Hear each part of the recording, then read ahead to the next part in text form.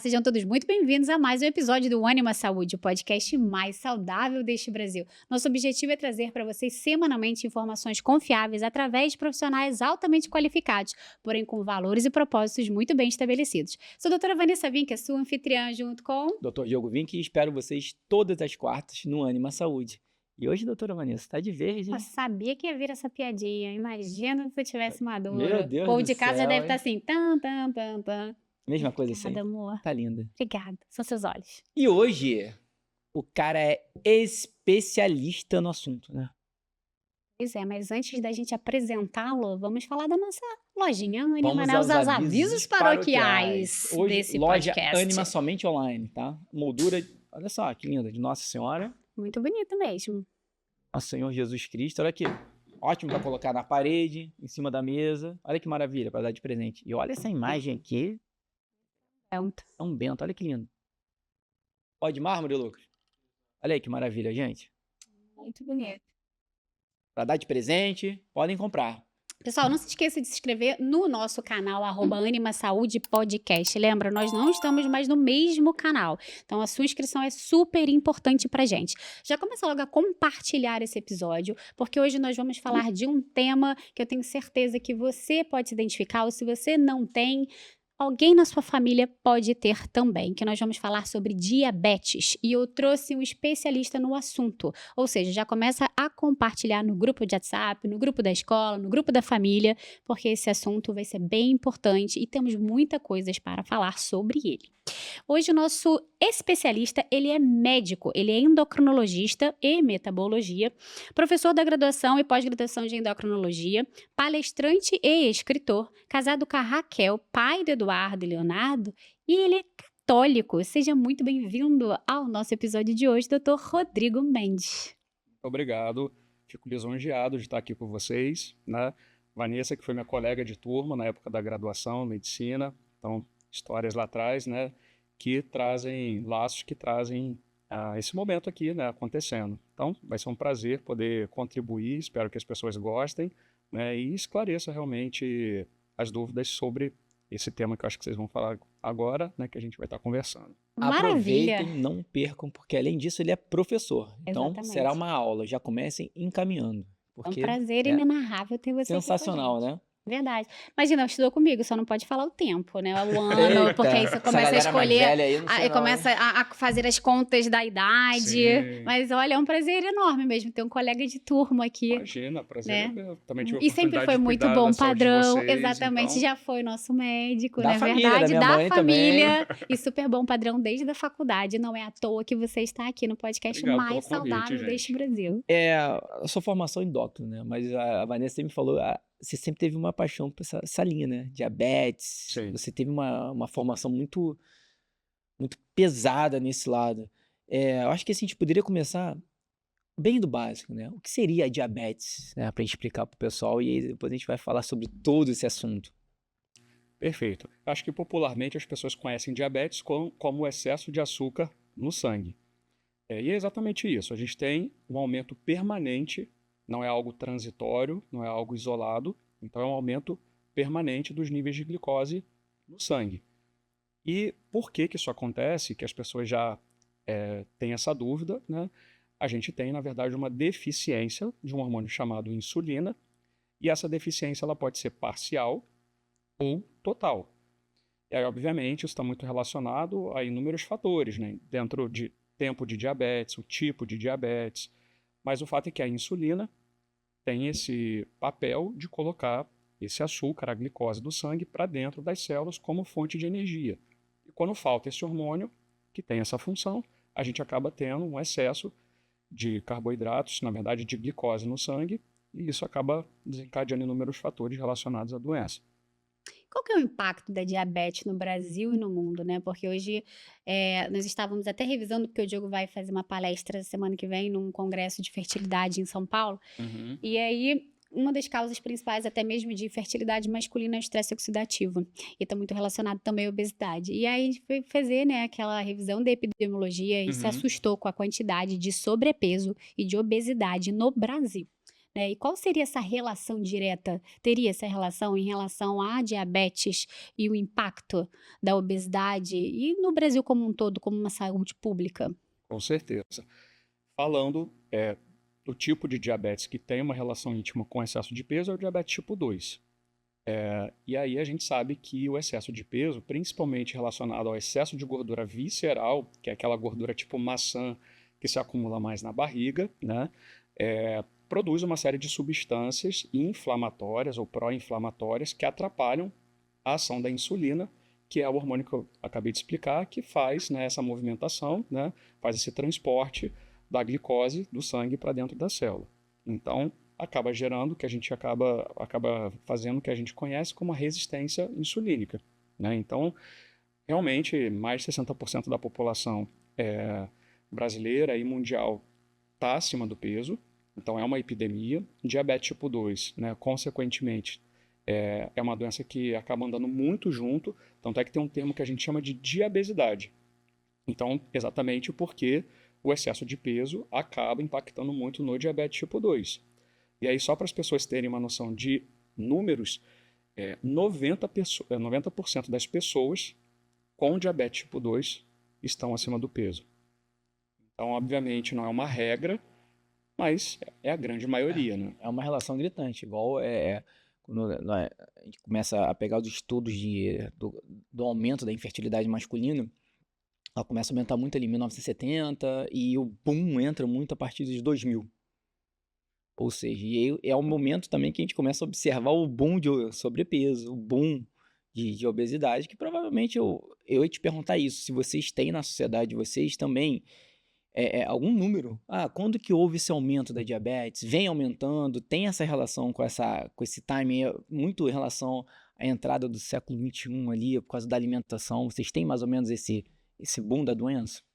Então, na verdade, a gente tem um marco que é progressivo, né? Se a gente desenhar um gráfico, né, tempo e aumento da doença, é uma doença que vem crescendo exponencialmente. Sempre existem projeções. Em 2035, o número de pessoas com diabetes, X. E esse número está sempre sendo superado. Superior. Obesidade, a mesma coisa.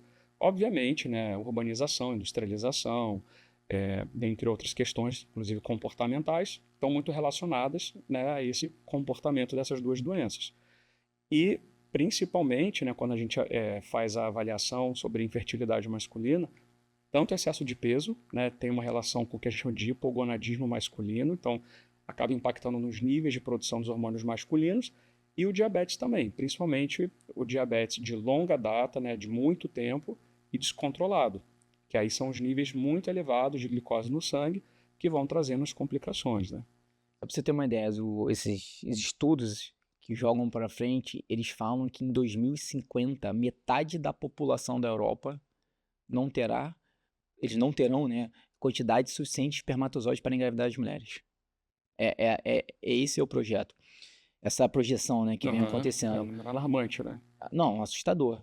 E eu queria que você explicasse bem, né, qual a diferença do diabetes tipo 1, diabetes tipo 2, para o pessoal entender bem. Perfeito.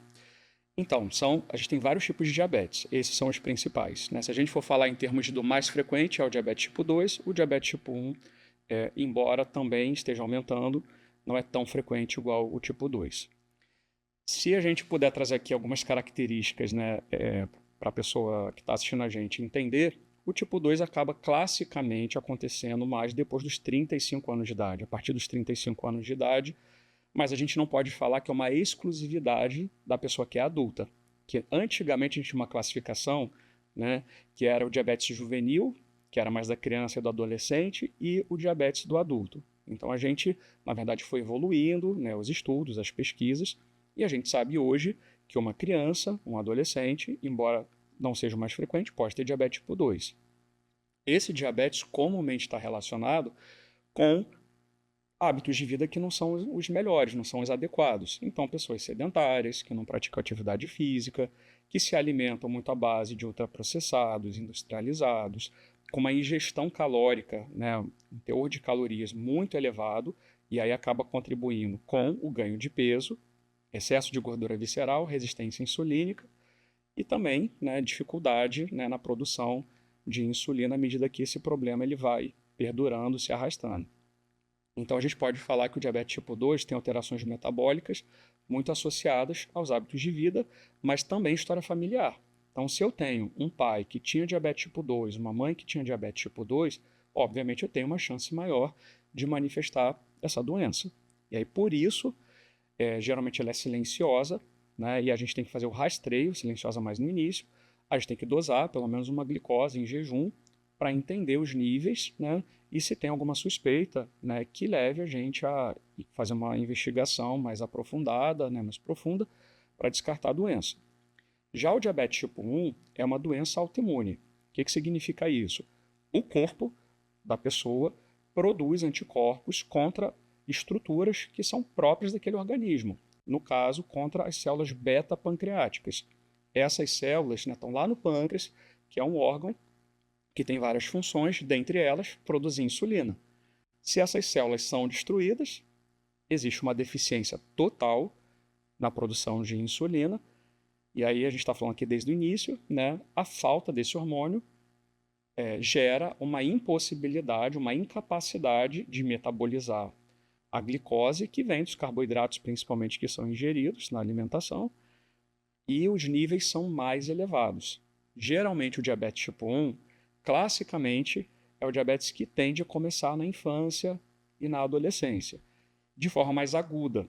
Então, não é um quadro tão lento e silencioso como o diabetes tipo 2. E, geralmente, quando a gente vai suspeitar, os níveis de glicose já estão bem elevados, né? Porque aí traz os sintomas de excesso de sede, a criança, adolescente, uma pessoa faz muito xixi, sente muita fome, geralmente tem um emagrecimento, ao contrário do diabetes tipo 2, né, no início, que está associado ao excesso de peso. O diabetes tipo 1 já abre o quadro com uma perda de peso inexplicada, a pessoa está sentindo mais fome, está comendo mais, só que ela está emagrecendo. E aí níveis muito elevados de glicose podem levar visão turva, uma cicatrização de feridas, acaba impactando também na imunidade, no sistema de defesa imunológico da pessoa. Então ela pode começar a fazer infecções mais recorrentes. Então, enfim, é uma doença que acaba tendo um impacto na nossa saúde, no nosso corpo como um todo. Agora, quando você falou esse final do diabetes tipo 1, é mais ou menos quando já começa a ficar mais avançado, ou não? Então, o diabetes tipo 1, você já tem uma destruição importante, pelo menos 90% das células beta-pancreáticas, e isso já gera uma hiperglicemia mais importante, de forma aguda, e vai ser uma criança que geralmente vai ser diagnosticada num serviço de emergência. Então, pode ter desidratação, né, pode ter quadro de vômitos também associados, e aí vale o alerta, assim, a gente até, quando eu estou dando aula para os alunos na medicina, é um diagnóstico diferencial de uma gastroenterite, né, que pode cursar, né, com desidratação, vômitos, e é mandatório essas crianças que chegam na emergência terem uma ponta de dedo ali para avaliar a glicemia, para já fazer o descarte, né, para descartar um diabetes. Sei, como é importante iniciado. também ter a rotina de exame, de rastreio, que é difícil. Eu ia até aproveitar, você atende homem e mulheres no Sim. seu consultório, né? Se você também sente essa dificuldade da busca do homem, de se tratar, de fazer exames de rastreio, né? Geralmente os homens chegam com a doença mais avançada. Você sente isso no seu consultório? Com certeza, mas felizmente eu vejo uma mudança de padrão nos últimos 2 anos. As pessoas que me procuram predominantemente mulheres, né, geralmente 40, Os homens são das 50 mulheres anos. dele. Mas o que eu achei interessante é que no meu Instagram profissional eu compartilho muito sobre os meus hábitos de vida. E fico feliz, né, de levar, né, assim, mensagens positivas, informações positivas. E geralmente os homens 40 a mais começaram, né, a me procurar com uma frequência maior nesses últimos 2 anos, com essa referência. Eu queria me alimentar bem como você, queria ter uma regularidade de atividade física, e o objetivo é o mais legal, que vai muito além de estética. É realmente de se cuidar, né, assim, essa coisa do autocuidado, do amor próprio, e sabendo também que, assim, se cuidar não é um egoísmo. Quando a gente se cuida, a gente está se oxigenando, entre aspas, a nossa vida, para a gente também ter mais vitalidade, energia para cuidar de quem está ao nosso lado, né? Perfeito. Até mesmo para cuidar bem, tem que estar bem, né? Na verdade. Exatamente. Uma das coisas que eu queria falar, até para ter um link aqui, né? Quando você falou da obesidade, e aí a gente partiu para resistência insulínica. Então, eu Uhum. queria que você explicasse assim, porque o nosso público é muito leigo também. O que seria resistência insulínica? E é legal você falar também que a resistência insulínica não necessariamente está no gordinho. O Sim, magrinho pode ter também, né? perfeito. Então, como está tudo relacionado, né? Então, às vezes, olha aquele pacientezinho mais magrinho, ou então o nosso ouvinte agora tá falando, mas isso daí que tá falando de gordinho não é nada pra mim, não. Você magrinho pode ter uma resistência insulínica, como estão os seus hábitos? Então, é legal você falar pra gente, explicar o que seria resistência insulínica e qual o problema dessa resistência insulínica. Perfeito. Resgatar uma informação que a gente já tinha falado, exatamente, 90% estarão acima do peso. 10% até vai ter uma dificuldade de aceitação. Caramba, mas eu não estou acima do peso, eu me alimento bem. E aí, às vezes, a gente tem só como justificativa a questão genética. Por isso que o rastreio, a partir de 35 anos, é para todo mundo, né, descartar o diabetes tipo 2, porque não precisa estar acima do peso, né, para realmente a gente considerar ou cogitar essa doença. Sobre definir resistência insulínica, eu geralmente uso como exemplo para os meus pacientes um esquema chave-fechadura, né? Então, a insulina é a chave e a fechadura é o receptor da célula em que a insulina vai estar atuando. Então, pensa numa fechadura enferrujada. A gente tem a chave, a gente tem a fechadura, mas a gente vai ter uma dificuldade dessa chave promover a função dela, que é abrir a porta, né? E a resistência insulínica é mais ou menos isso, né? Então, a gente tem a produção de insulina, a gente tem lá os receptores, porém essas substâncias inflamatórias que o corpo está produzindo de alguma forma vão atrapalhar a insulina a atuar nesse receptor para promover a abertura da porta, que é exatamente fazer a entrada, né, o influxo, né, a saída da glicose de dentro do sangue para dentro da célula, como principal objetivo, a fonte de energia para as nossas células trabalharem. Então, para o nosso músculo contrair, para o nosso cérebro fazer as sinapses, né, e o nosso coração bater, enfim, a gente conseguir realmente ter o nosso corpo funcionando. Essa relação do peso, eu queria abordar um pouco com você também. Eu acho que posso falar por mim mesmo, né? Eu tenho 1,71 m, tinha 75 quilos. Até então as pessoas olham pra mim, eu sou um cara magro, né? Sim, Tal. E aí a minha glicose sempre limite ali. eu lembro. Lá vai ele se exibindo agora, vai. Vai lá. Agora ele tá no entanto, exibido. o Rodrigo descobriu isso tudo, né? E eu vou te falar, eu fui você Vai lá, deve ter o amor, quê? se Quanto exibe, tempo? amor, Uns se 7 anos? exibe dos 5 quilos de gordura e 1 quilo isso, de uns 5, de 6 5 músculo. anos. anos. E eu vou te falar, quanto tempo que eu falo de fazer exame, sem fazer exame de sangue, né? E aí, o que aconteceu? Eu malhando, eu falei, cara, eu não sou de comer besteira. Eu como bem, final de semana dá uma escapadinha, mas eu falei, cara, vou no Nutri e vou fazer algo legal ali. Aí eu fiz uma dieta cetogênica. Eu falo, porque eu juro pra você, Ele fala que ele tá se exibindo, cara, mas entendeu? não é, eu Que ele tá fiquei- esfregando na legal, a nossa gente cara, sabe, mulheres, conquistou, né? entendeu? A O gente que ele não, a gente conseguiu sabe como em é um que- mês, uma mulher não consegue em 5 anos. A gente fala, é o terceiro podcast que fala isso, né? Pô, mas o cara tá aqui, super pô, tem que exibido, falar, amor. Meu médico, Você tá pô, super tira onda com exibido. ele, cheguei mal lá.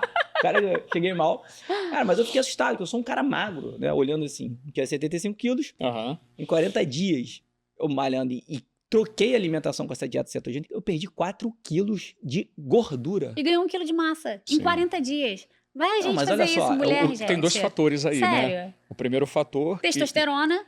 O tipo de dieta ajuda, a testosterona é o segundo, né? Porque geralmente Não, homens a memória têm uma... muscular. Eu era atleta, atleta, pô. eu era É, e você atleta. tem, na Não, é verdade, não era verdade, ele era atleta sedentário, né? mesmo, pessoal. Sim, não, mas eu acho que a importância aqui da mensagem é o seguinte, essa questão de você achar que só o pessoal que tá fora do peso ou o gordinho que Sim. pode ter uma resistência insulínica, uma diabetes, ou seja, minha glicose bem limite ali. Eu perdi 4 quilos de gordura. O que eu falo é quanto o meu corpo melhorou, eu tirando 4 quilos de gordura. É isso que é importante. E aí eu acho que é muito interessante isso que você está trazendo, porque as pessoas que têm resistência insulínica e quadro de pré-diabetes, e a gente vai falar daqui a pouquinho, a gente define melhor o que é pré-diabetes, independente delas estarem com sobrepeso, uma das recomendações é perder em torno de 5% do peso que ela está para tentar melhorar a resistência insulínica e, consequentemente, os níveis de glicose que não vão estar ali 100%, né, para normalizar. Deixa eu fazer um parênteses em relação aqui à urologia, que é o parâmetro que a gente fala, de perder 5% de peso, que você começa também a ter uma resposta na qualidade do líquido seminal, espermatozoide. Olha como que a medicina é uma coisa só. Eu não posso pensar num A gente paciente é muito infértil, conectado. Total. só num espermograma, uma próstata, um testículo. Não, tem que pensar num pâncreas, ou seja, numa fisiologia perfeita. Porque tem toda uma questão inflamatória, né, que acaba acometendo o corpo como um todo, né? E aí, até essa questão, nossa época era muito o IMC. E acaba que o IMC, não é que cai por terra, mas a importância hoje, aí é o que eu queria que você falasse, a relação da massa magra com essa percentual de gordura, esse balanço aí, a importância hoje da gente focar muito, eu falo muito, ainda mais que eu trato muito hipogonadismo, ou seja, homens com testosterona baixa, eu bato Aham. muito sobre treino de força. E eu queria você, como especialista, falasse um pouco essa questão do músculo em si, ganhar músculo para quebrar essa massa gorda. Como é que é? Bacana você trazer isso porque o índice de massa corporal, que é a relação que a gente faz, pega o peso em quilos da pessoa e divide pela altura em metros, né, ao quadrado. E a gente tem um resultado e a gente simplesmente define. Está com peso normal, está abaixo do peso, está com sobrepeso ou tem 3 graus de obesidade em geral. Mas a gente sabe que tem alguns furos. O IMC ele é muito útil para pesquisa de massa populacional, né? Então é uma ferramenta simples que dá um direcionamento. Mas eu acho que tem 2 exemplos aqui que acabam fugindo desse padrão. E aí a importância da gente entender a composição corporal. Então, o primeiro é o atleta. Geralmente o atleta ele vai ter uma musculatura esquelética mais bem desenvolvida. E talvez ele não tenha um IMC até 24,9. E ele não está com sobrepeso, ele não está com obesidade. Por quê? A definição de sobrepeso e obesidade, a gente está falando, na verdade, de um excesso de tecido gorduroso. E geralmente o atleta ele vai ter essa inversão. Ele vai ter muita massa magra, né, e vai ter uma redução, um percentual de gordura menor. Então, para essa situação, o IMC acaba não definindo, classificando adequadamente esse perfil de pessoas. Um outro perfil que também é muito frequente, eu não gosto muito dessa nomenclatura, mas eu acho que ilustra bem, que é o falso magro. Então, vai ser aquela pessoa que vai ter um IMC abaixo de 25, então tem uma relação peso-altura ok, mas quando a gente vai olhar a qualidade daquela composição daquele corpo, às vezes vai ter mais gordura acima, né, para aquele biotipo, para aquele peso, e menos massa magra. Ou vai ter uma massa magra normal, mas vai ter um excesso de gordura. O antigo Diogo. Tipo, Eu? Diogo. Olha Você que era um beleza. falso O antigo, magro, amor. agora... E aí tá. a gente Forte. precisa e aí a gente precisa usar algumas ferramentas para definir essa composição corporal.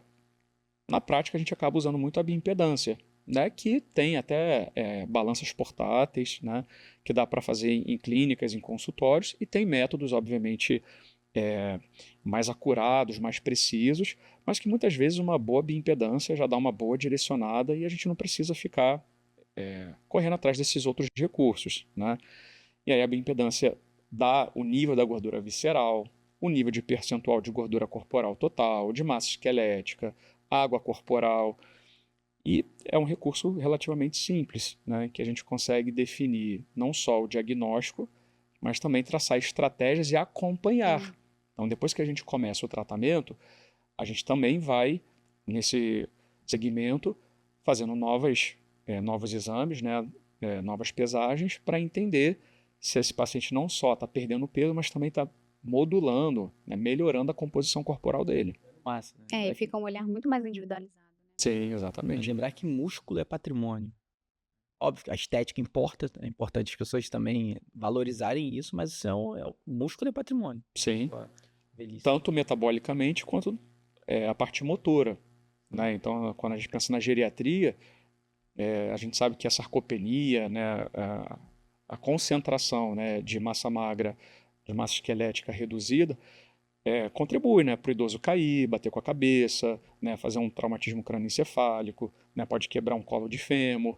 Tem tantas complicações, né, então até a própria marcha, né, eu falo muito, geralmente o idoso ele não consegue ter, né, aquela marcha de um adulto jovem, ele realmente se arrasta, muda a postura, né? Então muda a vascularização, porque ele faz uma cifose, não tem musculatura suficiente, compromete a parte de oxigenação dos pulmões, porque comprime a caixa torácica. Então tem todo um impacto na parte motora e estrutural do corpo dessa pessoa. Mas olha a importância da gente hoje em dia de orientar sobre isso, né? Sim. Porque esse idoso um dia já foi um adulto jovem. E o que ele fez, o que ele escolheu para a vida dele, né, muitas vezes está relacionado, né, a essa longevidade, né?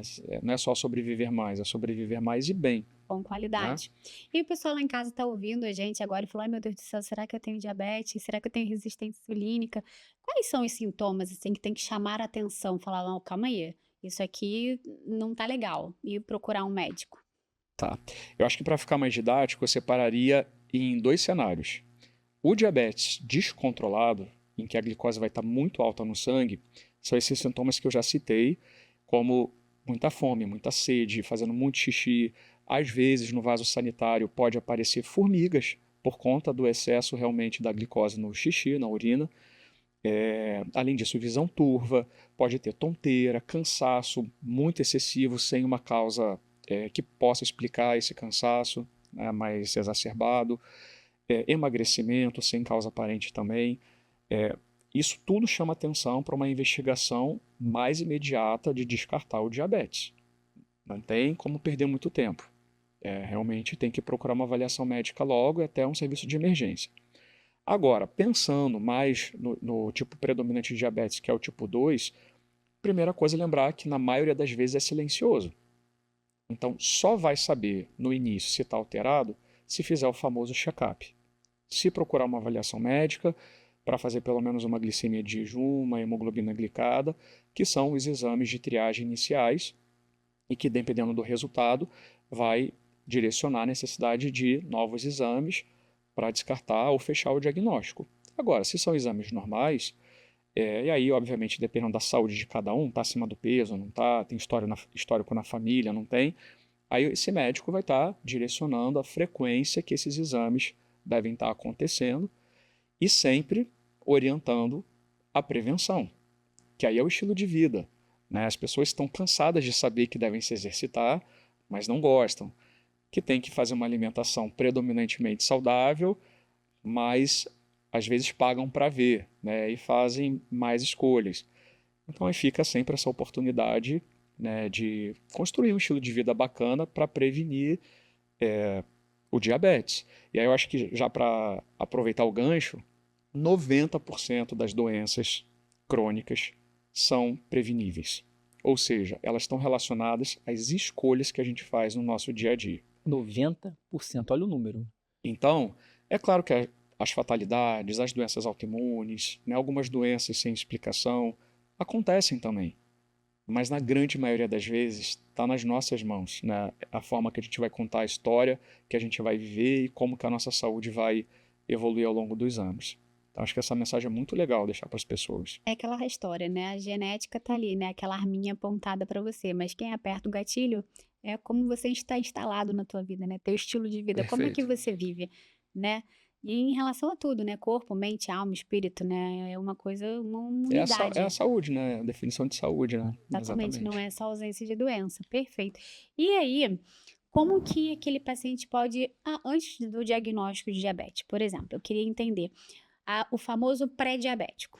Vamos falar sobre isso? Ah, doutor, eu tô pré-diabético. O que que é isso? Às vezes ele até fala, alguém falou isso para ele.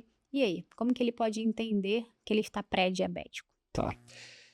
Primeiro eu quero começar dizendo que eu não gosto dessa nomenclatura. Eu Eu não gosto desse nome. aí. E essa nomenclatura está em fase de reformulação. As sociedades estão discutindo para ver uma terminologia, um termo que ilustre melhor e traga uma credibilidade, Sim. um cenário do impacto que aquilo pode ter na saúde da pessoa. Porque o pré dá a sensação de que ainda Toma no vai tô. acontecer. Um dia na Então, vida. assim, ainda não está comigo, né? No entanto, a gente sabe que o pré-diabetes já aumenta o risco cardiovascular, que é a principal causa de doença no mundo ainda. Então a gente pensa, caramba, não é uma doença, só que ela já traz complicações. E inclusive tem critérios de tratamento. Tem situações de pré-diabetes que a gente não vai falar só para fazer atividade física, se alimentar bem, a gente vai precisar usar medicamentos.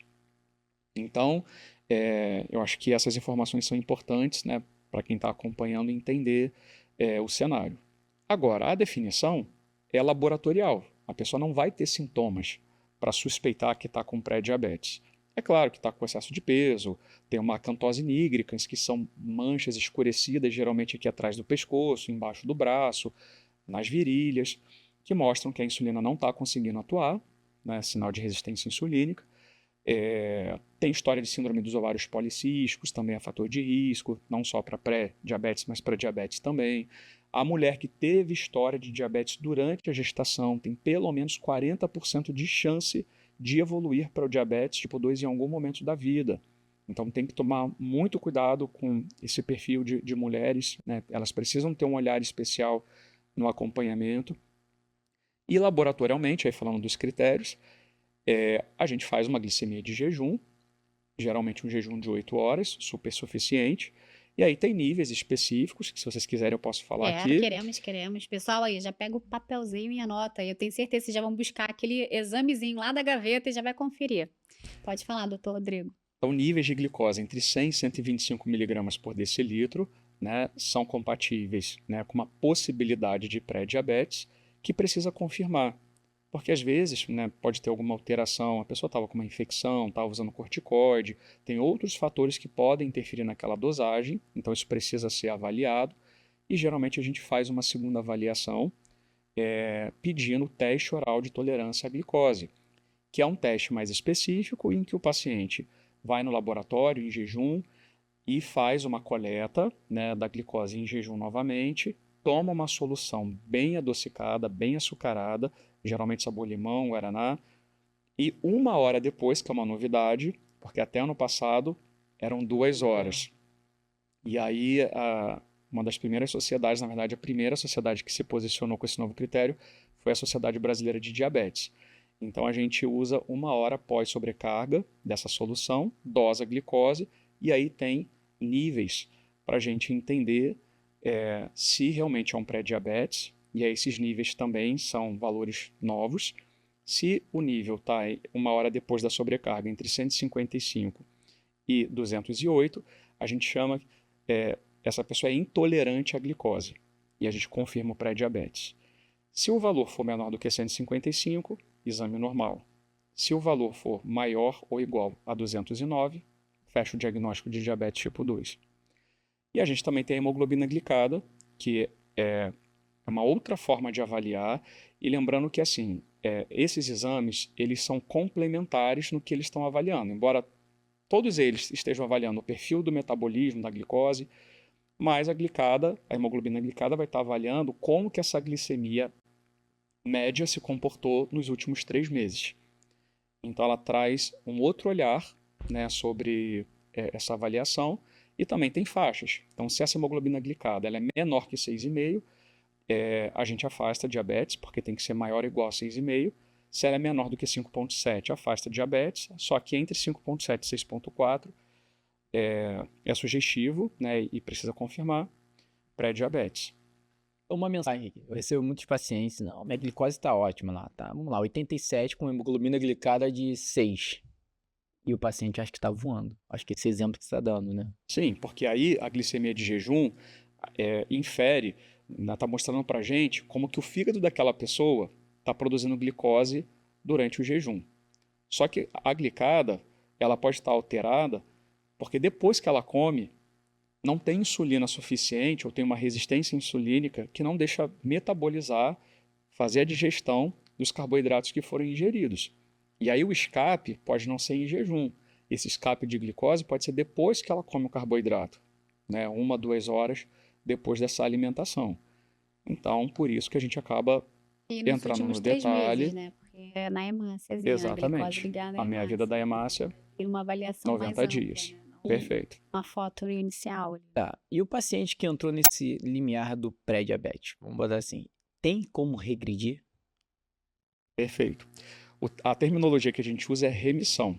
Tem como fazer a remissão, ou seja, tem como você controlar sem estar usando o medicamento necessariamente. tá? Então, geralmente, a perda de peso, 5% do peso de início de tratamento, ajuda muito exatamente por sensibilização da insulina. A atividade física, que a gente não vai comprar numa prateleira de farmácia, também é fundamental, principalmente atividade física aeróbica, moderada, e a anaeróbica também ajuda muito, né? A história de exercício de resistência, de força, porque vai interferir em todo o funcionamento metabólico. E aí a gente precisa conscientizar essa pessoa que tem pré-diabetes da necessidade de fazer pelo menos 3 vezes na semana uma atividade física em torno de 50 minutos cada dia, né? Então, em torno de 150 minutos por semana seria o mínimo preconizado. E aí a gente sempre tenta essa associação da atividade física aeróbica. Então pode ser um spinning, pode ser bike, pode ser uma esteira, um transporte, uma escada. A gente sempre vai tentar entender as limitações da pessoa em relação a gosto, porque acho que a melhor atividade física é aquela que a pessoa consegue e pode fazer, né? Então a gente não tem que ficar empurrando aquela atividade X a qualquer custo, porque precisa ter adesão, né? Senão a gente não consegue ir muito para frente em termos de resultados com o nosso paciente. E a de resistência, que não necessariamente as pessoas já pensam em musculação, né? Nossa, eu detesto academia, não me vejo puxando ferro, revezando, é um saco. Mas assim, a própria natação é uma atividade que tem a resistência da água, que faz desenvolvimento de musculatura e também tem atividade aeróbica, né? Mexe com a parte cardiovascular bastante, a parte respiratória. Calistenia, eu sou praticante, sou fã, porque você trabalha com peso corporal e aí você tem inúmeros ganhos, porque você tem a parte de força, resistência, a parte aeróbica, porque mexe muito com o cardio, e toda a parte de postura, osteoarticular, né, de preservação de articulações, fortalecimento de musculatura, fortalecimento de musculatura paravertebral e abdominal. Então, exatamente. Enfim. E muito legal o que você falou. Nós tivemos o último podcast com o Tony. Com o Tony Jeremias. Ele é PhD, enfim, mestre em fisiologia. Uhum. E a gente bateu muito nessa tecla.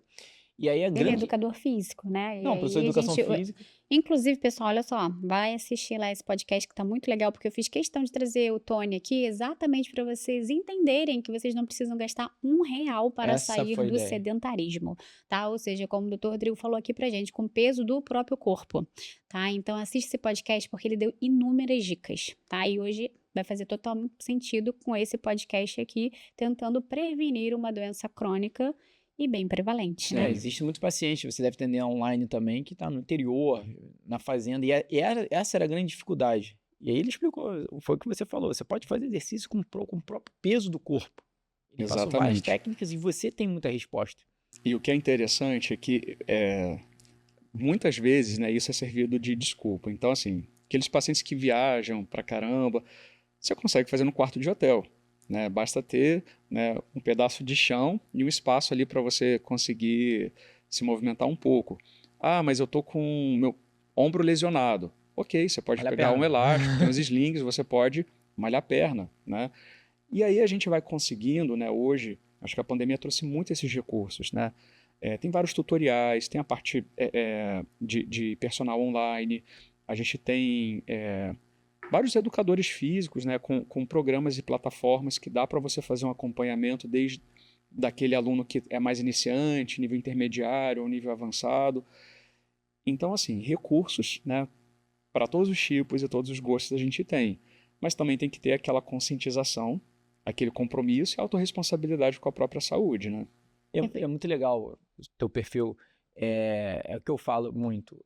A gente, como médico, a gente tem essa obrigação de pelo menos de tentar encaixar um horário dessa ordem, né, do treino. Uhum. Óbvio, não posso pegar um cara sedentário e pedir para malhar, mas no que momento você consegue ir no horário do almoço, 30 minutinhos? Então, é importante, tem muitos médicos que assistem a gente aqui, todo mundo sabe, é muito chato. Você viver bem, você precisa dormir bem, fazer atividade física, enfim, gerenciar estresse, ter boa alimentação, mas é uma função do médico montar esses pilares para o paciente. Claro, e também mostrar esses caminhos, que muitas vezes, né, aquela história, o óbvio precisa ser dito. Sim.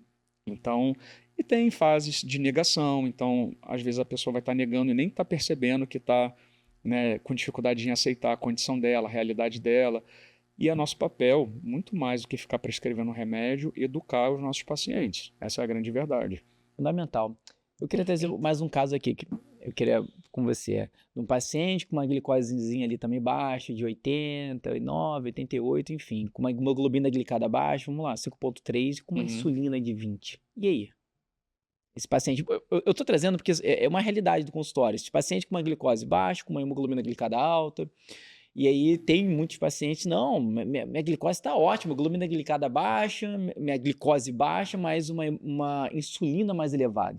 Então, insulina elevada não dá diagnóstico nem de pré-diabetes nem de diabetes, né? É uma insulina ligeiramente aumentada, mas que já é um sinal amarelo que mostra que não é só mais um excesso de peso. Ou se não existiu excesso de peso, pode ser que tenha uma composição corporal em desequilíbrio, pode ter mais gordura do que massa magra, e isso vai dar um direcionamento, né? É mais um motivo para a gente realmente sinalizar para aquele paciente, né, que ele não está Voando.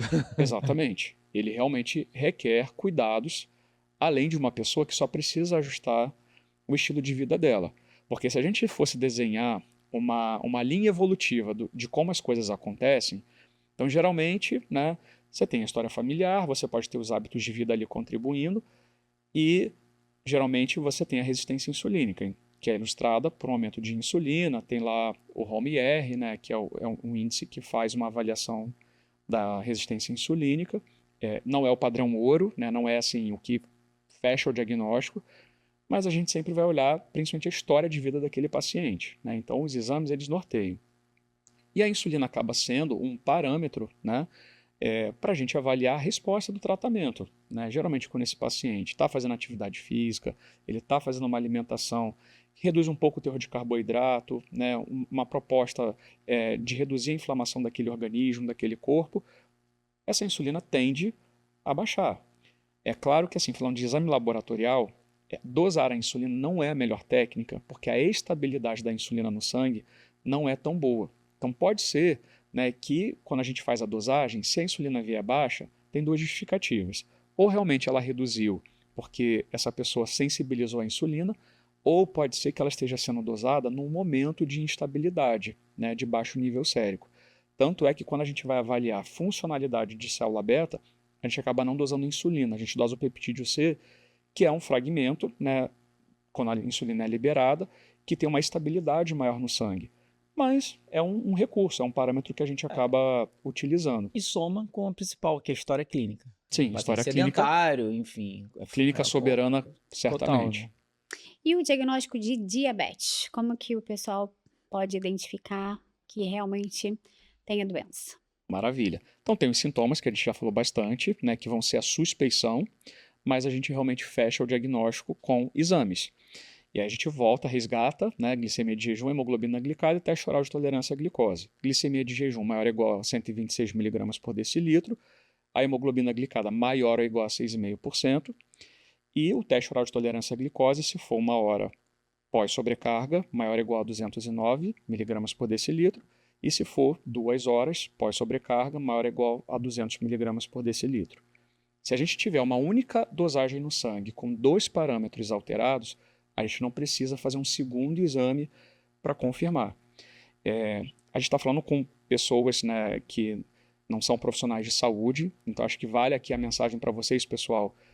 Toda essa avaliação, né, é para informar e educar, mas obviamente todo o papel de decisão, né, é do médico, né, para não gerar autotratamento. A gente sabe que tem muitos mitos em relação a diabetes, pessoas tratando diabetes com chazinhos, né, com algumas substâncias de manipulação ou com uma alimentação anti-inflamatória.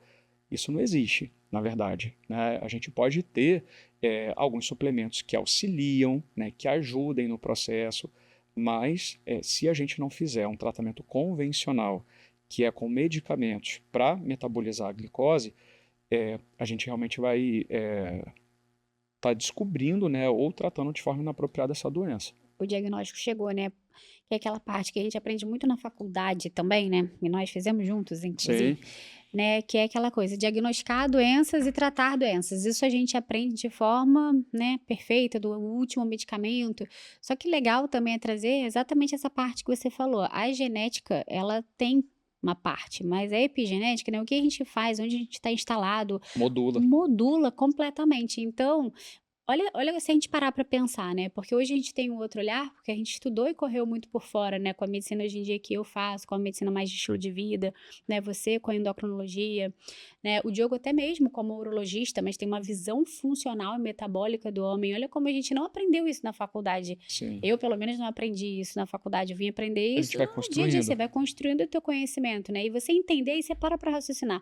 Você tem que investigar um paciente ao longo dos seus, né, os 35 anos, onde seria ali um diagnóstico que poderia vir uma diabetes tipo 2. Por que isso, né?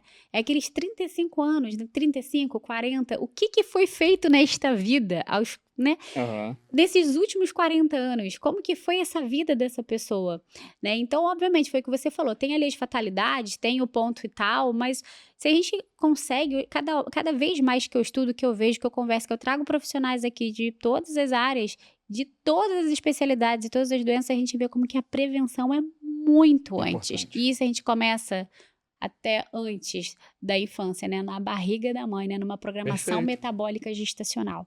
Ou seja, né? Lá dentro da barriguinha da mãe, ou seja, a avó que gerou a mãe, que vai gerar a filha, que vai gerar o neto, ali Sim. já tem uma história, né, gigantesca e que você consegue trazer isso e prevenir muitas doenças lá na frente, principalmente as crônicas que a gente lida hoje em dia, inclusive a Perfeito. diabetes. Com Então, certeza. enfim, lógico, a gente chega e dá um diagnóstico, talvez às vezes dali para frente vai ter que mudar o estilo de vida, vai ter que comer melhor, vai ter que. Só que talvez naquele momento ali que chegou o diagnóstico, medicação também vai chegar. Só que Sim. antes disso, o que que a gente pode fazer, né? Que eu acho que é esse que é o nosso papel que o Diogo fala.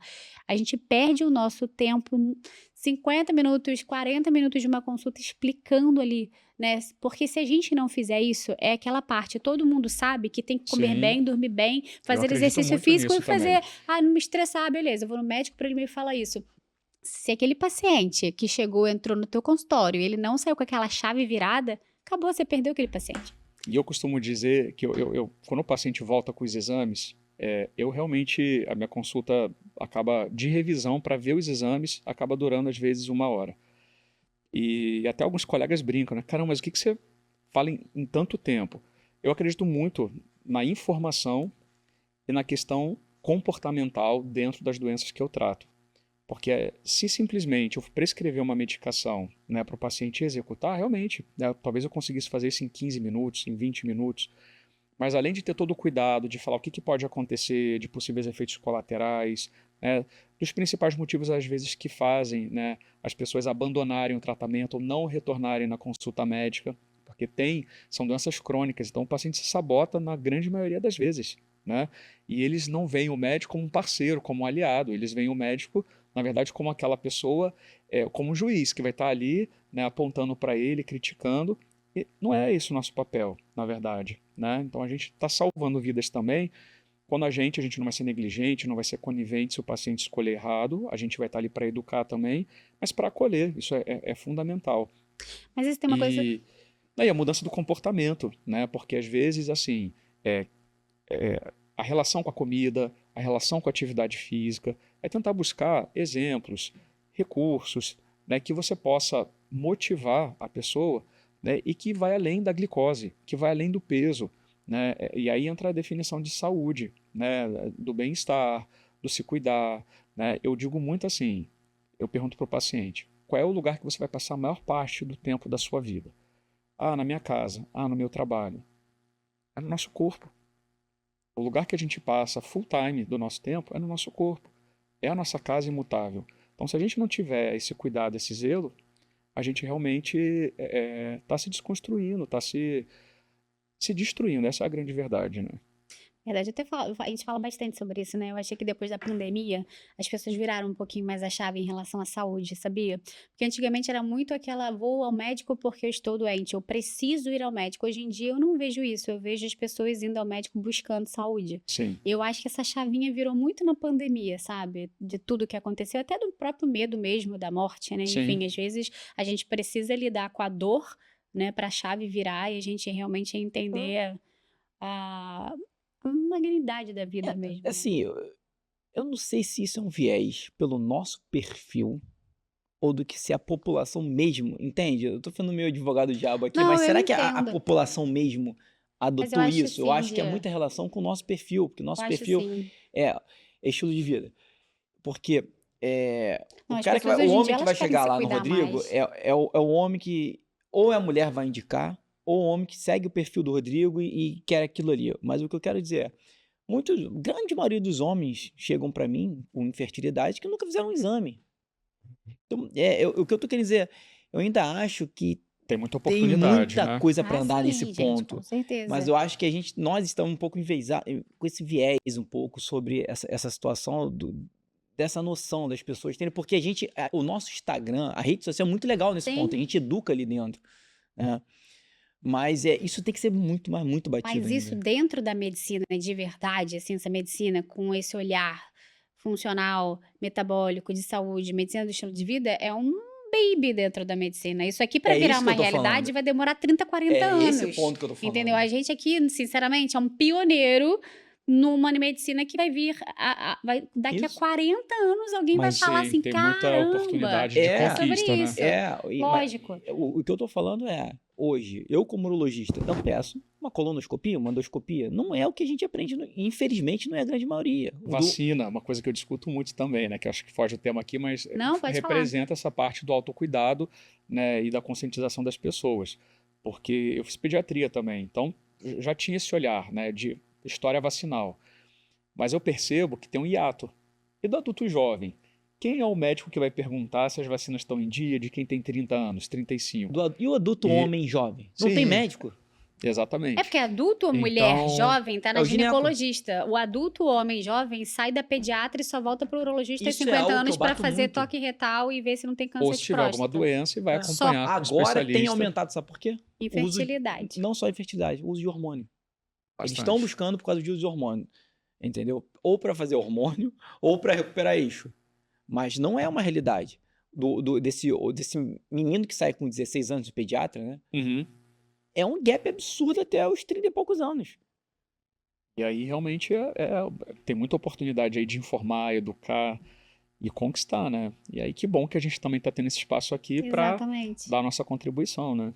Eu falo, a internet está aí, as mídias sociais estão aí, tem muita coisa ruim, mas tem muita coisa boa, né? Boa, E é com nosso, certeza. é aquela coisa, é assim nosso dever, sabe? Chegar e falar as informações. Tem gente que talvez não vai conseguir ir na sua consulta, na minha, na do Diogo, mas só que isso aqui chega a muitas pessoas que só a nossa informação já melhora muito a saúde de muita Sim. gente, né? Os nossos Instagrams, ou seja, a gente levar informação a quem talvez não consiga ter a Perfeito. gente, mas consegue ter a nossa informação e falar, calma aí, eu ouvi que lá eu vou procurar um médico, tanto que às vezes me falam, sei lá, uma deficiência de ferro, né? Ah, nossa, estou com 10 de ferritina e ninguém quer repor o meu ferro. Aí eu falo pro meu médico, ele fala que não precisa, que eu tenho que ter anemia. Aí vai lá e procura e você escuta você falar, né? Não, uma deficiência de ferro não é só porque tá na referência, que tá certinho pela Uhum. Sociedade Brasileira de Hematologia, uma deficiência de ferro é uma ferritina abaixo de 30, com índice de saturação abaixo de 20%. Ou seja, você tem indicação sim de você fazer a reposição.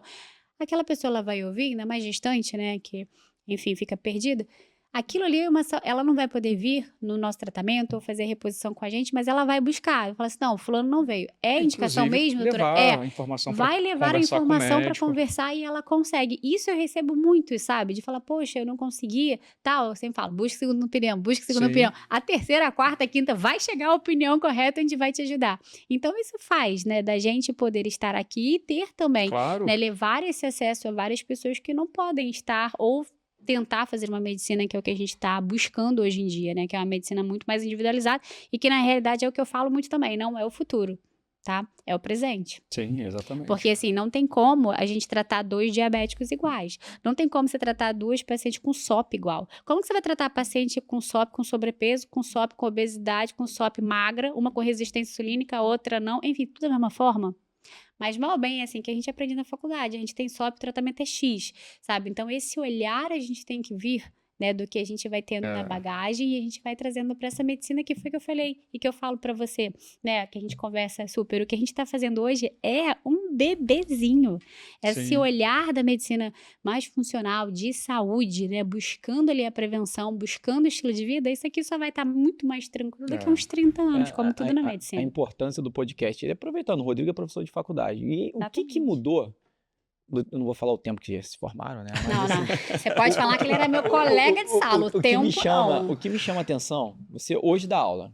Como é Aham. batido isso na faculdade em relação à medicina do estilo de vida? Ou seja, fazer atividade física, se houve sinceramente, na minha formação, Nem na nossa, nada né, foi Rodrigo? falado Não. disso. Nada. A A prevenção nossa formação É que era... entrava muito na recomendação receita de bolo, né? eu É. quero saber hoje. Hoje. Não, Como é que é prevenção- isso também? Isso Acho tem, que é não muito tem, falado né? superficial. né? Então, Te na botou verdade, você num dependendo limbo. da faculdade. Não, imagina, dependendo da faculdade, a gente está tendo, na verdade, toda uma reestruturação curricular que ajuda ou favorece essa abordagem Legal, é isso que eu queria saber mesmo. mais realista e humanizada. Né? Então, acho que a gente está num caminho em que as coisas estão se reestruturando, se formulando novamente, com boas perspectivas. Mas acho que a gente está ainda... Muita quem, né? Exatamente. Muita quem, com certeza. Aí falando da minha atuação, né? Então, na universidade que eu dou aula, em sala de aula, eu já oriento muitos alunos, porque sempre no final da aula vem um aluno ou outro, né, falar da sua particularidade da saúde. Então, é uma oportunidade também de levar esse tipo de informação de uma forma mais customizada, mais direcionada. Em sala de aula, eu procuro, quando eu vou dar uma aula de diabetes, por exemplo, de obesidade, eu me aprofundo. Eu invisto muito tempo, eu não gasto tempo, eu invisto tempo em falar sobre a importância não só do comportamento, porque falar de comportamento não é só falar de saúde mental, né? Não é só falar de psiquiatria e psicologia. O comportamento humano faz parte, né, da efetividade dos resultados, né, dentro da minha especialidade, das doenças crônicas que eu trato. Então, eu tento trazer esse olhar, né, então, na cadeira teórica e no ambulatório que eu estou orientando os alunos que estão atendendo. Óbvio que a minha interação com o paciente acontece e vira um exemplo, um espelho para aquele aluno, e também depois que a gente libera o paciente, na discussão, eu também tento enfatizar, né, dar esse destaque, que não vai adiantar ele fazer a medicação para a obesidade, porque aquele paciente vai experimentar o efeito sanfona se não tiver toda uma preparação de estilo de vida, de mudança comportamental, relação com a comida, enfim. Então, acho que também depende muito do perfil do profissional, da instituição, mas acho que coisas boas estão acontecendo nessa história que a gente está buscando contar. Não, eu fiquei muito feliz só em você falar isso, porque as doenças crônicas vêm aumentando, é o que você vem falando. Mas a gente não consegue tratar se a gente não tem uma base mais humanizada na medicina. Sim. Coisa que nós não tivemos. E é legal você falar onde você dá aula, as pessoas estão com esse olhar em formação ao ser humano. O que é o grande problema hoje? A gente tratar as vontades dos pacientes. Isso é muito difícil. A gente não tem uma base dentro da faculdade. Eu quero treinar, fazer atividade física, mas a gente vive hoje um mundo muito hedonista. As coisas são muito fáceis, são muito práticas. E aí? A gente não tem uma base psicológica para a gente saber argumentar ali, ou seja, tentar moldar esse paciente, trazer para a realidade. Esse é o ponto. Eu acho que aqui é a grande virada de chave que a gente pode ter na mão para ajudar esse paciente. Sim, com certeza. Eu acho que, de fato, a modernidade traz essa proposta do imediatismo, e aí eu acho que cabe o alinhamento de expectativas. O alinhamento de expectativas da média. Então, em média, quanto tempo eu vou levar para normalizar essa glicose? E não só o que é normalizar a glicose, mas o que é preciso ser feito, é o como. Perfeito. É o que e o como, né?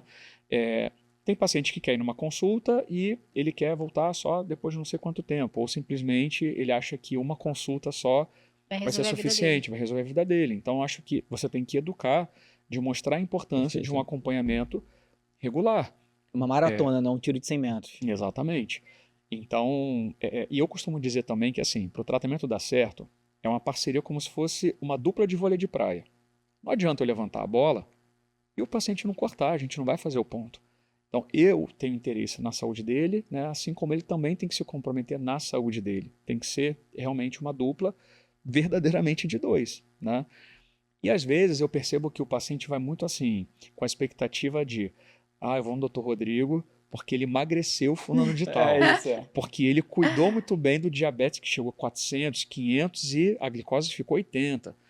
Mas não foi o Dr. Rodrigo que fez isso sozinho, né? Na verdade, é a famosa relação médico-paciente, aquela troca, aquela sinergia, aquela relação de confiança que se constrói e que a gente tem oportunidade, à medida que o paciente vai dando oportunidade, de ajustando o tratamento, de educando, informando, ajustando quando tiver um efeito colateral, tiver uma desmotivação, né? E é exatamente dessa forma, né? Qualquer relação, né, tem altos e baixos. Então pode ser que a gente prescreva uma medicação que não dê tanto efeito, mas para a gente conseguir acertar, o paciente precisa retornar para a gente ajustar, tem que ter uma boa comunicação.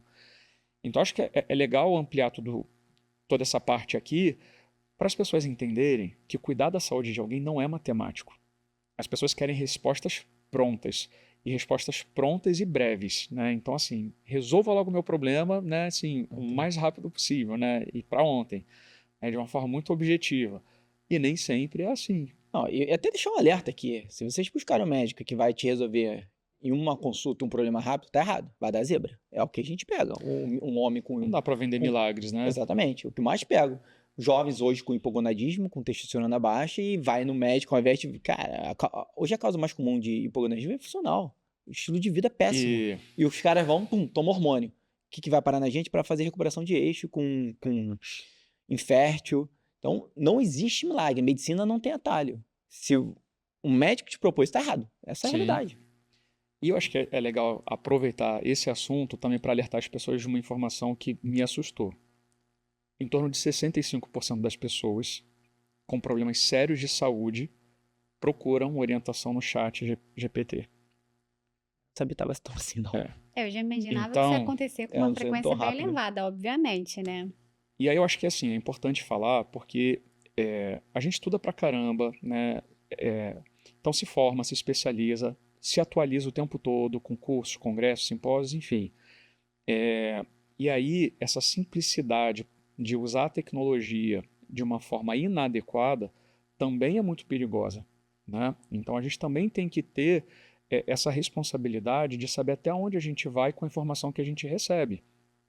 E ter realmente essa humildade, né, de procurar ajuda quando algo não vai bem, né? Então é uma coisa muito séria.